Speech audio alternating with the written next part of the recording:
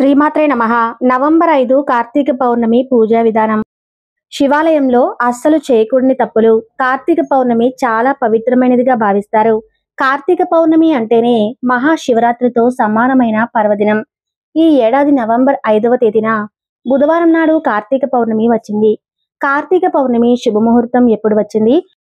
365 ఒత్తులు ఏ సమయంలో వెలిగించాలి? అలాగే కార్తీక పౌర్ణమి పూజా విధానం గురించి ఈ వీడియోలో తెలుసుకుందాం. కార్తీక పౌర్ణమి రోజున ఉదయం 5 గంటల నుంచి సాయంత్రం 6:48 వరకు ఎన్నో అమృత గడియలు ఏర్పడ్డాయి. కాబట్టి ఈ కార్తీక పౌర్ణమి రోజున ఈ సమయంలో ఇంట్లో పూజ చేసుకుంటే మీ ఇంటికి అఖండ రాజయోగం కలుగుతుంది. పౌర్ణమి రోజున దీపం వెలిగిస్తే తెలిసి తెలియక చేసిన పాపాలన్నీ హరించుకుపోతాయి. ముఖ్యంగా ఈ కార్తీక పౌర్ణమి నాడు ఖచ్చితంగా నదీ స్నానం చేయాలి. ఈ రోజున చేసే నదీ స్నానాల వల్ల సర్వపాపాలు తొలగిపోయి మీ ఇంటికి సకల శుభాలు చేకూరుతాయి. నదీ స్నానం చేయలేని వాళ్ళు నీటిలో కొంచెం గంగాజలం వేసుకొని స్నానం చేయవచ్చు. గంగాజలం కూడా లేని వాళ్ళు నీటిలో కొంచెం పసుపు వేసుకుని గంగా గంగా గంగా అని 3 సార్లు అని స్నానం చేయండి. జాతక దోషాలు పోయి అదృష్టం కలిసి వస్తుంది. ఈ కార్తీక పౌర్ణమి నాడు ఉదయం ఇంట్లో దీపారాధన చేసి ఉదయం నుండి సాయంత్రం వరకు స్త్రీలు ఉపవాసం ఉండాలి. సాయంత్రం మరలా ఇంట్లో దీపారాధన చేసి ఇంటి ముందు 2 దీపాలు వెలిగించి సాయంకాలం సంధ్యా సమయంలో ఏదైనా శివాలయానికి వెళ్లి శివాలయంలో ఉన్న ధ్వజస్తంభం ప్రాంగణంలో 365 ఒత్తులతో దీపారాధన చేయాలి. శివాలయానికి వెళ్ళలేని వారు తులసి చెట్టు దగ్గర కానీ ఉసిరి చెట్టు దగ్గర కానీ 365 ఒత్తులను వెలిగించవచ్చు. సంవత్సరానికి 365 రోజులు ఉంటాయి కాబట్టి రోజుకు ఒక వత్తి చొప్పున 365 ఒత్తులతో దీపం వెలిగించడం వల్ల సంవత్సరం మొత్తం దీపాలు వెలిగించిన పుణ్యం లభిస్తుంది. అలాగే ఉసిరి దీపం వెలిగించిన వారికి అఖండ రాజయోగం కలుగుతుంది. ఉసిరికాయ అంటే లక్ష్మీదేవికి ప్రీతికరమైనది కాబట్టి కార్తీక పౌర్ణమి నాడు ఉసిరికాయ దీపం వెలిగిస్తే కోటి జన్మల పుణ్యం లభించడంతో పాటు లక్ష్మీదేవి ఆశీర్వాదం ఖచ్చితంగా లభిస్తుంది. అలాగే అరటి డొప్పులో దీపాలు వెలిగించి నదిలో వదిలితే అష్టైశ్వర్యాలు కలుగుతాయని పండితులు చెబుతున్నారు. ఈ పౌర్ణమి రోజున శివాలయంలో ఉన్న ముత్తైదులకు తాంబూలం సమర్పిస్తే స్త్రీలకు దీర్ఘసుమంగళి ప్రాప్తి లభిస్తుంది. భర్త ఆయుష్ పెరగడంతో పాటు మీ భర్త సంపద విపరీతంగా పెరుగుతుంది. అలాగే ఈ పౌర్ణమి రోజు శివాలయంలో అభిషేకం చేసిన వారికి సర్వభిష్టాలు ప్రార్థిస్తాయని పురాణ వచనం. కార్తీక పౌర్ణమి రోజున శివాలయంలో దీపారాధన చేస్తే ముక్కోటి దేవతలను పూజించినట్లే పుణ్యనదుల్లో స్నానం చేసినంత పుణ్యం దక్కుతుంది. ముఖ్యంగా ఈ కార్తీక పౌర్ణమి నాడు ఏదైనా శివాలయానికి వెళ్లి శివుడిని దర్శించుకుంటే గొప్ప పుణ్య ఫలితం లభిస్తుందని పండితులు చెబుతున్నారు. అలాగే ప్రతి కార్తీక పౌర్ణమి నాడు శివాలయంలో తప్పనిసరిగా జ్వాలాతోరణ ఉత్సవం నిర్వహిస్తారు. జ్వాలాతోరణం దర్శించుకునే భాగ్యం కోసం ప్రతి ఒక్కరూ ఎదురు చూస్తారు. ఈ జ్వాలాతోరణం దాటడం వల్ల సకల పాపాలు తొలగిపోతాయి. ఈ కార్తీక పౌర్ణమి రోజు ఎవరైతే జ్వాలాతోరణం 3 సార్లు దాటుతారో వారికి శివయ్య అనుగ్రహం తప్పకుండా లభిస్తుంది. అలాగే ఈ గడ్డిని ఇంటికి తెచ్చుకుని మీ ఇంటి గుమ్మానికి కట్టుకుంటే భూత ప్రేత పిశాచాల నుండి విముక్తి లభిస్తుంది. ఈ కార్తీక పౌర్ణమి రోజున శివాలయాల్లో రుద్రాభిషేకం చేయించిన వారికి కోరిన కోరికలు నెరవేరడంతో పాటు కోటి జన్మల పుణ్యఫలం ప్రాప్తిస్తుందని విశ్వాసం. ఈ పవిత్రమైన రోజున శివయ్యకు ప్రత్యేక పూజలు చేయాలి. కార్తీక పౌర్ణమి రోజున ప్రతి ఒక్కరూ శివాలయంలో దీపాలను వెలిగిస్తారు. అయితే శివాలయంలో కొండెక్కిన దీపాలను వెలిగిస్తే అనంతకోటి పుణ్య ఫలితం లభిస్తుంది. ఈ పవిత్రమైన కార్తీక పౌర్ణమి నాడే ఆంజనేయ స్వామి లంకా దహనాలు చేశారు. కాబట్టి ఈ పౌర్ణమి రోజున ఆంజనేయ స్వామి పటం ముందు కానీ ఆంజనేయ స్వామి ఆలయంలో కానీ దీపం వెలిగిస్తే విపరీతమైన ధనలాభం కలగడంతో పాటు ఆంజనేయ స్వామి అనుగ్రహం తప్పకుండా లభిస్తుంది. ముఖ్యంగా ఈ పౌర్ణమి నాడు దక్షిణ తాంబూలంతో పాటు కొబ్బరికాయను బ్రాహ్మణులకు దానం చేస్తే సమస్త సంపదలు చేకూరుతాయి. డబ్బు సమస్యలతో బాధపడేవారు పౌర్ణమి రోజున ఈ ఒక్క పరిహారం చేస్తే డబ్బు సమస్యలన్నీ తొలగిపోతాయి. అలాగే ఈ పౌర్ణమి రోజున ఉసిరికాయలు దానం చేస్తే జాతకంలో ఉన్న అష్టదరిద్రాలు తొలగిపోయి డబ్బు పరంగా మీ ఇంటికి బాగా కలిసి వస్తుంది. కార్తీక పౌర్ణమి రోజున తులసీమాత భూమిపైకి వచ్చిందని నమ్ముతారు. కాబట్టి పౌర్ణమి నాడు విష్ణుమూర్తిని తులసిని పూజలు సమర్పించడం వల్ల మిగతా రోజుల కంటే ఎక్కువ పుణ్య ఫలితం లభిస్తుంది. ఈ పవిత్రమైన కార్తీక పౌర్ణమి నాడు సత్యనారాయణ స్వామి వ్రతం చేసినా లేదా సత్యనారాయణ వ్రతం కథను విన్నవారికి సకల శుభాలు కలుగుతాయి. అలాగే లలితా సహస్రనామ పారాయణం చేస్తే సిరి సంపదలకు లోటు ఉండదు. అలాగే విష్ణు సహస్రనామ పారాయణం, లక్ష్మీ అష్టోత్తరం, శివ పంచాక్షరి స్తోత్రం, శివ సహస్రనామాలు పారాయణం చేసినా కూడా డబ్బుకు కొరత అనేది ఉండదు. ఈ పవిత్రమైన పర్వదినాన తులసి చెట్టు దగ్గర 2 ఉసిరికాయలను ఉంచి రాధాకృష్ణ విగ్రహాన్ని పెట్టి వివాహం కానీ లేదా పూజలు చేస్తే కోరుకున్న వారు భాగస్వామిగా లభిస్తారట. ఈ పవిత్రమైన కార్తీక పౌర్ణమి నాడు కొన్ని పొరపాట్లను అస్సలు చేయకూడదు. తులసిని ఎంతో పవిత్రంగా భావిస్తారు కాబట్టి కార్తీక పౌర్ణమి రోజున పొరపాటును కూడా తులసి ఆకులను తెంపకూడదు. అలాగే ఉల్లిపాయ మరియు వెల్లుల్లిని తినకూడదు. ఎవరిని తిట్టకూడదు. ముఖ్యంగా మీ ఇంటిని శుభ్రంగా ఉంచుకోవాలి. శుభ్రంగా ఉన్న ఇళ్లలోకి లక్ష్మీదేవి అడుగు పెడుతుంది. కార్తీక పౌర్ణమి నాడు చేసే దీపారాధనతో ఇహలోకంలో సుఖ సౌఖ్యాలు, పరలోకంలో ముక్తి లభిస్తాయి. ఈ కార్తీక పౌర్ణమి రోజున ఆ పరమేశ్వరుడు త్రిపురాసురుడు అనే రాక్షసుడిని సంహరించాడు. అందుకే ఈ పూర్ణిమను త్రిపుర పూర్ణిమ అని కూడా అంటారు. కార్తీక పౌర్ణమి వ్రతం ఆచరించే వారికి పరమశివుని అనుగ్రహం తప్పక లభిస్తుంది. ముఖ్యంగా ఈ పౌర్ణమి నాడు పేదవారికి దానం చేయటం వల్ల కోటి జన్మల పుణ్యం దక్కుతుంది. కార్తీక పౌర్ణమి రోజున శివాలయంలో అస్సలు చేయకుని తప్పులు, ఈ తప్పులు చేస్తే జీవితాంతం కష్టాలే.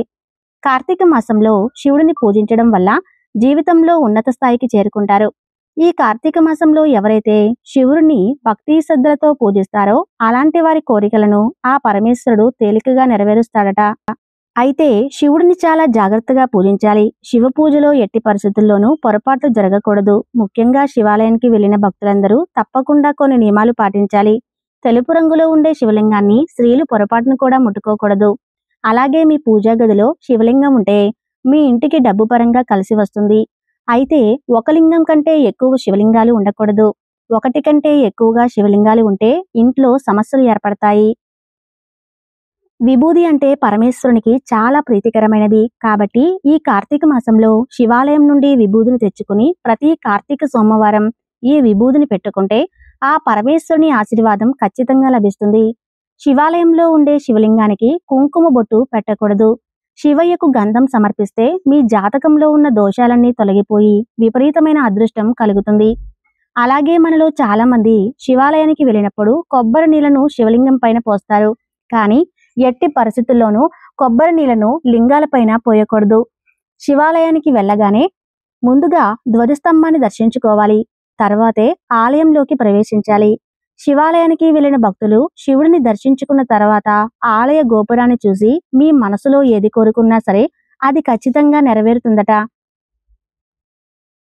శివాలయానికి వెళ్లే మహిళలు జుట్టు విరబూసుకుని ఆలయంలోకి వెళ్ళకూడదు.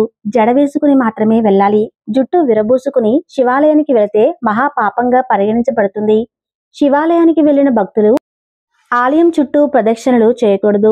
మిగతా ఆలయాలు లాగా శివాలయంలో ప్రదక్షిణాలు చేయకూడదని శాస్త్రాలు వివరిస్తున్నాయి.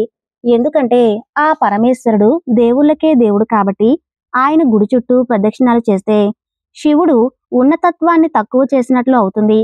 కాబట్టి శివాలయంలో ప్రదక్షిణాలు చేయకూడదని వేద పండితులు చెబుతున్నారు. ప్రతి శివాలయంలో ఖచ్చితంగా చండీశ్వరుని విగ్రహం ఉంటుంది. కాబట్టి శివాలయానికి వెళ్లిన భక్తులు చండీశ్వరుని చుట్టూ ఖచ్చితంగా 3 ప్రదక్షిణలు చేయాలి. శివాలయంలో చండీ ప్రదక్షిణలు చేస్తే రెట్టింపు పుణ్యఫలితం లభిస్తుంది. ముఖ్యంగా ఈ కార్తీక మాసంలో జిల్లేడు పూలతో శివుడిని పూజిస్తే ఆ శివయ్య తొందరగా కరుణిస్తాడని విశ్వాసం. జిల్లేడు, పారిజాత పూలతో శివుడిని పూజిస్తే కాలసర్ప దోషాలు తొలగిపోతాయి. శివ పూజలో ఎరుపు రంగు పూలను అస్సలు సమర్పించకూడదు. శివునికి ఎరుపు రంగు పుష్పాలు సమర్పిస్తే పూజకు తగిన ఫలితం దొరకదు. శివాలయంలో అడుగుపెట్టిన తర్వాత ముందుగా నందీశ్వరుడికి నమస్కారం చేసి నంది కొమ్ముల మధ్య నుండి శివుడి దర్శనం చేసుకోవాలి.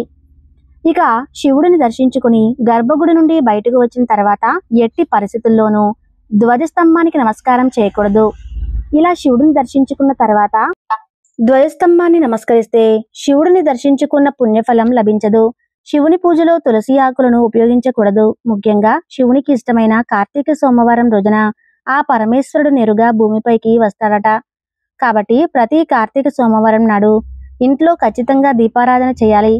అలాగే ప్రతి సోమవారం నాడు ఆ పరమేశ్వరుడు ముక్కోటి దేవతలతో కలిసి శివాలయంలో ఉంటారని నమ్మకం. కాబట్టి ప్రతి కార్తీక సోమవారం రోజున ఎవరైతే శివాలయానికి వెళ్తారో అలాంటి వారికి ఎటువంటి కష్టాలు లేకుండా ఆ శివయ్య వరమిస్తాడట.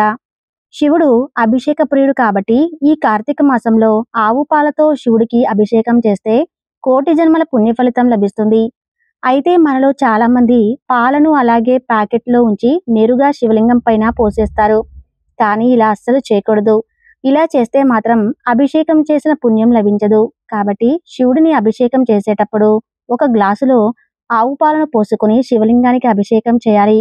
పాలతో అభిషేకం చేసిన తర్వాత మరలా శివలింగం పైన నీళ్లు పోసి అభిషేకం చేయాలి. అలా చేస్తేనే సంపూర్ణ అభిషేక ఫలితం లభిస్తుంది.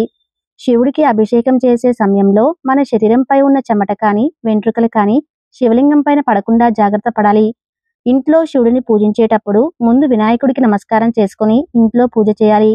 ఇంట్లో ఎలాంటి పూజ చేసినా సరే ముందుగా వినాయకుడిని పూజించాలని స్వయంగా శివుడే వివరించారు. ఈ కార్తీక మాసంలో శివాలయానికి వెళ్లేవారు నంది చెవిలో మీ కోరికలను చెప్పుకుంటే అవి ఖచ్చితంగా నెరవేరుతాయి. నంది చెవిలో మన కోరికలను చెప్పుకుంటే నంది మన కోరికలను నేరుగా శివుని దృష్టికి తీసుకువెళ్తారట. అయితే నంది చెవిలో మీ కోరికలను చెప్పేటప్పుడు ముందుగా మీ కుడి చేతిని నంది చెవికి అడ్డంగా పెట్టి మీ గోత్రం, మీ పేరు, అలాగే మీ కోరికను చెప్పాలి. ఈ కార్తీక మాసంలో నంది కొమ్ముల మధ్య నుంచి శివుని దర్శించిన వారికి కైలాసవరం ప్రాప్తిస్తుందట. శివాలయానికి వెళ్లే భక్తులు వట్టి చేతులతో ఆలయానికి వెళ్ళకూడదు. అలాగే సంపంగి పూలతో శివుడికి పూజించకూడదు. సంపంగి పువ్వు పూజకు పనికిరాదని శివుడు శాపం విధించాడట. ఈ కార్తీక మాసంలో ఆ పరమేశ్వరుడిని సులువుగా ప్రసన్నం చేసుకోవాలంటే ప్రతి కార్తీక సోమవారం రోజు ఉపవాసం ఉంటే ఆ పరమేశ్వరుడు త్వరగా అనుగ్రహిస్తాడు. ఈ కార్తీక మాసంలో వెలగపండుని శివుడికి సమర్పిస్తే మీ సంతానానికి దీర్ఘాయుష్షు లభిస్తుంది. డబ్బు సమస్యలతో బాధపడేవారు చెరుకు రసంతో శివలింగానికి అభిషేకం చేస్తే డబ్బు కష్టాలన్నీ తీరిపోయి విపరీతమైన సంపద సిద్ధిస్తుంది. అలాగే ఈ కార్తీక పౌర్ణమి రోజున శివాలయంలో 365 ఒత్తులతో దీపం వెలిగిస్తే ముక్కోటి దేవతలను పూజించినంత పుణ్యం లభిస్తుంది. కార్తీక మాసంలో శివుడికి బిల్వపత్రం సమర్పిస్తే ఆ పరమేశ్వరుడు సంతోషించి మీరు ఏది కోరుకున్నా సరే అది ఖచ్చితంగా నెరవేరుస్తాడట. 3 ఆకులతో కూడిన ఈ బిల్వపత్రం శివుడి 3 కనులకు సమానం. శివునికి సమర్పించే బిల్వపత్రాన్ని సోమవారం రోజున చెట్టు నుంచి కోయకూడదు. ఎంతో విలువైన సమాచారాన్ని తెలుసుకున్నారు కదూ. ఈ వీడియో మీకు నచ్చితే తప్పకుండా లైక్ చేసి ఓం నమః శివాయ అని కామెంట్ చేయండి.